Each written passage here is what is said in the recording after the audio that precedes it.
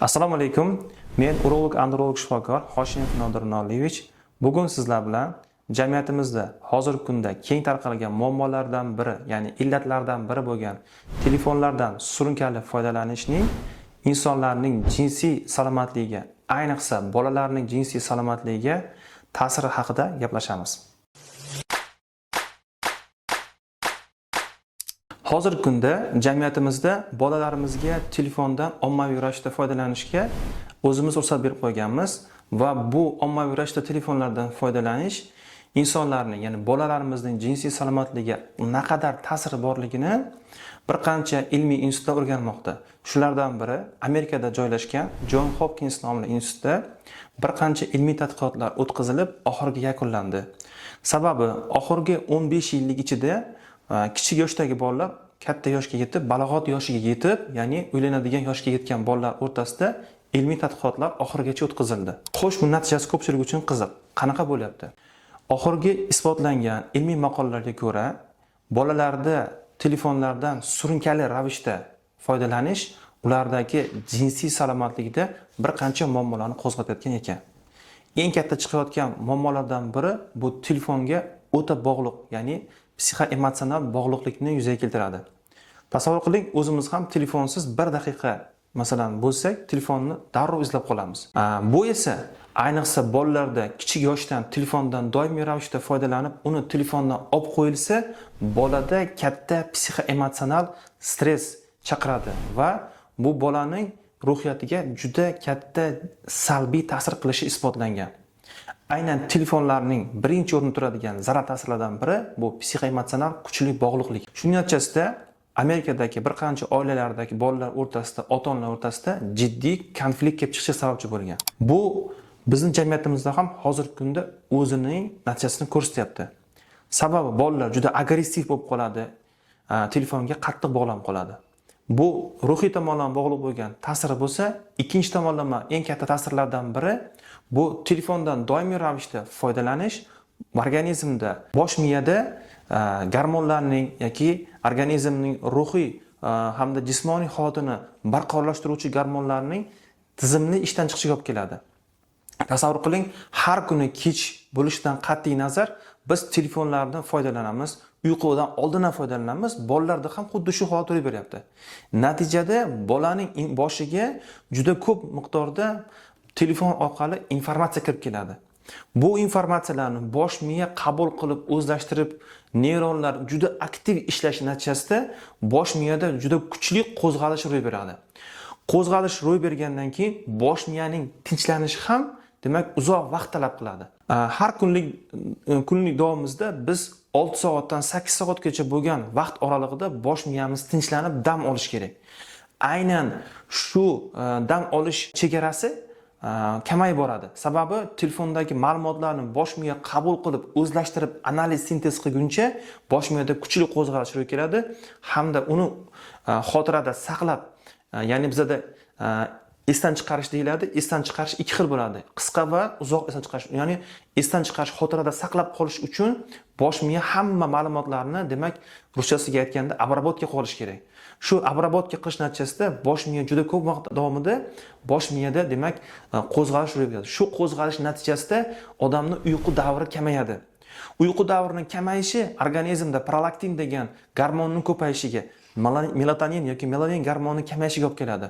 Bu insonning kayfiyatini buzadi, yurak urish ritmini buzadi hattoki. Shu Amerika tadqiqot natijasida ba'zi bir insonlarda erta infarkt, ya'ni yurak qon tomir yetishmovchiligi hamda yurak qon tomiridagi ishemik kasalliklarning xavfini yuzaga kelishini aniqlagan hamda ma'lum bir guruh odamlarda shu kasalliklar bolalarda erta rivojlanishiga ular tasdiqlashgan.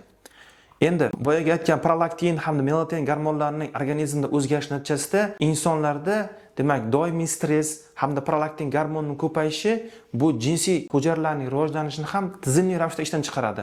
Odamda psixoemotsional holatning yuqori bo'lishi bu ovqatlanish ritmiga ham ta'sir ko'rsatadi.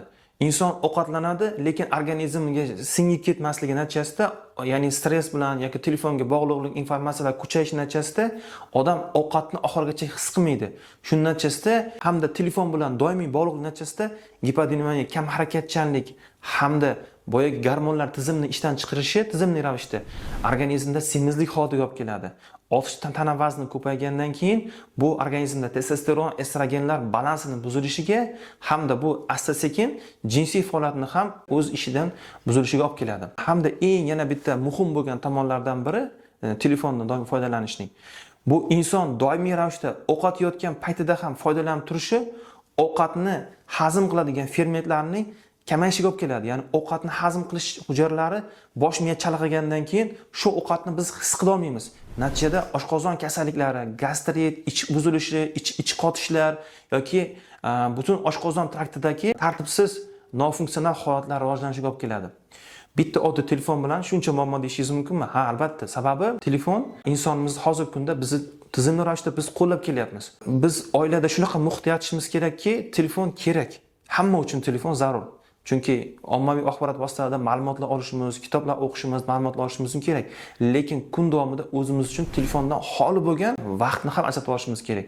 Telefon odam uchun ham stress bo'lib qolishi mumkin. Bundan tashqari, telefonning insonning organizmiga to'g'ridan-to'g'ri ta'sirini ham gapiraman. Qanaqa ta'sir deysizmi? Bu elektromagnit ta'sirlar.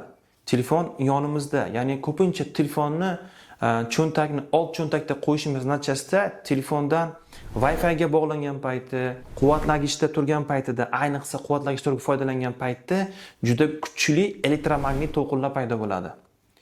Internetdan doimiy foydalanib turgan paytimizda yoki katta internet, YouTube orqali katta videolar ko'rayotgan paytimizda telefon shu paytda kuchli nagruzka bilan ishlaydi. Shu vaqt davomida o'zidan kuchli elektromagnit to'lqinlarni chiqarishi bu qiz bolalarda tuxum hujayralar, o'g'il bolalarda esa moyaklarning rivojlanishini susaytiradi. Spermatozoidlar aktivligini asta-sekin buzilishiga olib keladi. Birinchi ta'siri shu bo'lsa, ikkinchi ta'siri doimiy elektromagnit to'lqinlarni foydalanish natijasida Amerikadagi olimlar tomonidan tekshirilgan aniqlangan yoshlar o'rtasida onkologik kasalliklar, xususan moyakdagi karsinomalarning rivojlanishi, ya'ni moyak karsinomalar, seminoma deb biz tilimizda rivojlanishini ko'payishiga olib kelyapti. Demak, bu bizning jamiyatimizda kasallanish ko'payishiga olib kelar ekan. Tasavvur qiling, bitta onkologik kasallikning shu telefon orqali kelib chiqishi butun oilada juda katta barbod bo'lishiga, oilaning buzilishiga hatto olib kelishi mumkin. Chunki insonning nafaqat o'zini salomatligi, balki fertilligini buzilishi ham olib keladi. Mana ko'rib turganingizdek, telefondan foydalanish bir qancha jiddiy oqibatlarga olib kelar ekan. Agar sizda ham jamiyatda o'zingiz ko'rgan telefondan surunkali foydalanish natijasida o'zingiz kuzatgan, ya'ni kasalliklar, oqibatlar bo'lsa, izohlarda fikringizni yozib qoldiring. Sababi sizning fikringizni o'qish orqali boshqalarga ham bu video yetib boradi hamda shu kommentlardagi izohlarni o'qib boshqalarga manfaat yetadi. Agar sizda o'g'il bolalardagi jinsiy salomatlik bilan bog'liq bo'lgan muammolar bo'lsa, uni rivojlanishida yoki bepushtlik yoki jinsiy zaiflik kabi muammolar bo'lsa, demak bizning klinikamizga to'g'ridan-to'g'ri murojaat qilishingiz mumkin. Biz undan tashqari barcha turdagi urologik amaliyotlar, urologik operatsiyalar, kasalliklarni ham hozirgi kunda zamonaviy hamda kam invaziv, og'riqsiz usullarda davolab kelyapmiz. Sizga videomiz orqali manfaat etgan bo'lsa, biz albatta xursandmiz. Sog' va salomat bo'ling. Bizni kuzatishda davom eting. Kanalimizga like bosib, obuna bo'lib qo'yishni esdan chiqarmang.